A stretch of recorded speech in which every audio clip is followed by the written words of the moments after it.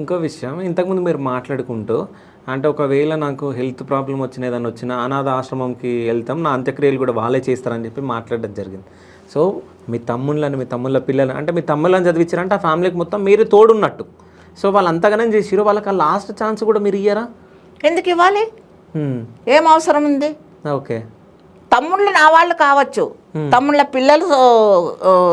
పిల్లలు ఉంటారు, వాళ్ళకు కుటుంబాలు ఉంటాయి, వాళ్ళ భార్యలు ఉంటారు, వాళ్ళంతా ఈ సంత ఏమిటిది? ఒకవేళ మనం మన అమ్మ నాన్నలో మన అత్త మామలో వాడనో అయితే ఈమె ఏందో మేనత్తనంట, ఈమె ఏమిడిదో చేసిందంట, ఈమెను తెచ్చి ఇంట్లో పెట్టుకున్నారంట.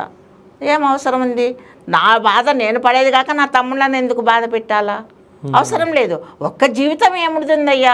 అయితే అవుతుంది, చేతనైన రోజులు చేసుకుంటాను, లేకపోతే చెప్పాను కదా అనాథాశ్రమాలు ఉన్నాయి. నిజం చెప్తున్నా, మీ జీవిత చరిత్రని మీరు పుస్తకాలు అన్నారు, ఒక మూవీ చూస్తే అసలు సూపర్ హిట్ అవుతుంది నిజం చెప్పాలంటే.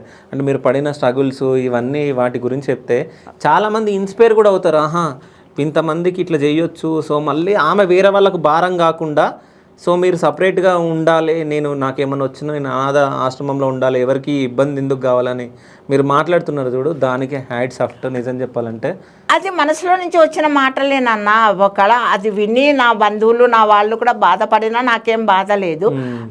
ఇప్పుడు నేను పెంచుకుంటున్నామా, నా బాబు బాధపడినా, అందరం మేము ఉన్నాం కదా, దాన్ని వాళ్ళు అహం అనుకోవచ్చు, పొగరు అనుకోవచ్చు. ఇప్పుడు మీలాంటి వాళ్ళు విన్న వాళ్ళు కూడా ఎందుకు ఈ ముసలిదానికి ఇంకా ఇప్పుడు దీన్ని కూడా అనుకోవచ్చు. అందరూ అనుకుంటారేమో, నేను అనుకోను, నేను అస్సలు అనుకోను.